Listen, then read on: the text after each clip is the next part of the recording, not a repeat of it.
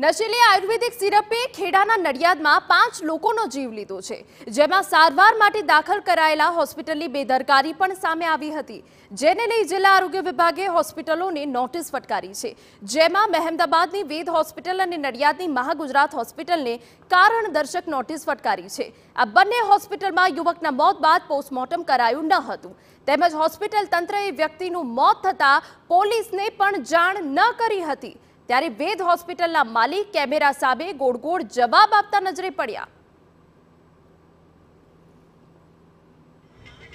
દર્દીઓ રાત્રે આવ્યા હતા ભાગાદોડ અમે જાણ કરી એટલે અમે કારણ કે આવા દર્દીઓ અવારનવાર આવતા હોય છે। આ શિયાળામાં અને નાની ઉંમરના કોરોના પછી અટેકના ઘણા દર્દીઓ વધી ગયા છે, તો તે જસ્ટિફિકેશન એ લોકો જો સાઇન આપે તો અમે એ લોકોની સાઇન લેતા હોઈએ છીએ, સગા સંબંધની 2 થી 5 સાઇન લેતા હોઈએ છીએ, પરંતુ આવા કેસોમાં એ લોકો જણાવે નહીં તો અમે બધા એક્સિડન્ટના કેસોમાં અમે તુરંત જાણ કરતા હોઈએ છીએ, પણ આવા કેસોમાં અમને એવો પરિપત્ર હોતો નથી કે બધા કેસોમાં અમે પોલીસને જાણ કરીએ। હોસ્પિટલોને જે નોટિસ ફટકારવામાં આવી છે તેને લઈને હવે કેવી કાર્યવાહી થઈ શકે તેને લઈને TV9ની ટીમે જિલ્લા આરોગ્ય અધિકારી સાથે ખાસ વાતચીત કરી હતી, ત્યારે જિલ્લા આરોગ્ય અધિકારીએ શું કહ્યું એ પણ સાંભળીએ। નડિયાદ પાસે આવેલ બિલોદરા ગામ અને બગડુ ગામમાં સિરપ પીવાને કારણે 5 કરતાં વધારે લોકોના મોત થયા છે। જે હોસ્પિટલોની ગંભીર બેદરકારી સામે આવી છે તેમની સામે આરોગ્ય વિભાગે લાલ આંખ કરી છે। આપણી સાથે અત્યારે જિલ્લા આરોગ્ય અધિકારી જોડાયા છે, આપણે તેમની સાથે વાત કરીશું।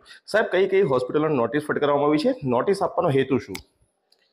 જે હોસ્પિટલો આ સમગ્ર ઘટનાની અંદર સામેલ હતા, ત્યાં દર્દીઓ ગયા છે, એ લોકોને આપણે નોટિસ ફટકારી છે। નોટિસ સરકારને જાણ ના કરવા બદલ, કોઈ રોગચાળો હોય કે કોઈ આવી આકસ્મિક મૃત્યુ થયેલ હોય એમાં એક જાણ કરવી પડે સરકારને, કેમ કે કોઈ અગર જાહેર હિતમાં કોઈ પગલાં લેવાનો આવે તે વખતે સરકારને અગર જાણ ના થાય તો મોડા થવાથી ઘણા બધા આપણા નુકસાન થઈ શકે છે અને ઘણું બધું જે આપણે આ પબ્લિકને તકલીફ થઈ શકે છે। એના હિસાબે અને પ્લસ એમાં આપણે એ લોકોએ જે કોઈ બી આવી ઘટના થાય, અનનેચરલ ડેથ થાય તો એ વખતે PM કરાવવાનું હોય, ભલે એ લોકો પોતે PM ના કરતા હોય પણ PM કરવા માટે મોકલવાનો હોય, એના માટે પોલીસ અને અમને જાણ કરવાનું હોય, પણ એ લોકો જાણ નથી કરી।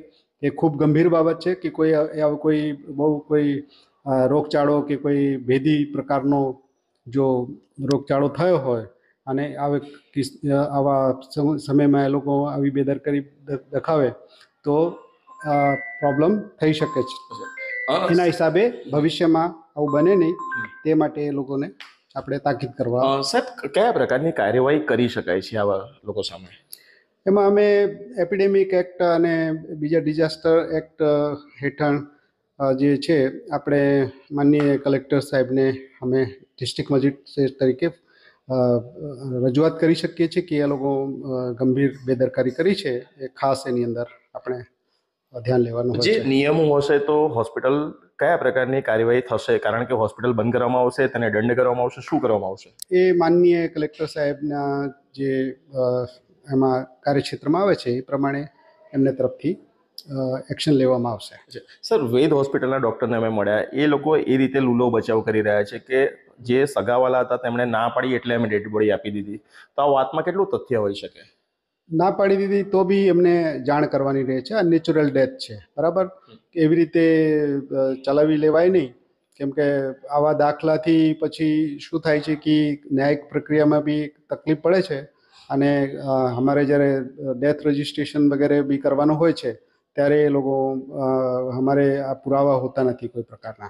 સરકારી ચોપડે અત્યાર સુધી આ સિરપના કારણે કેટલા મોતનો આંકડો સામે આવ્યો છે?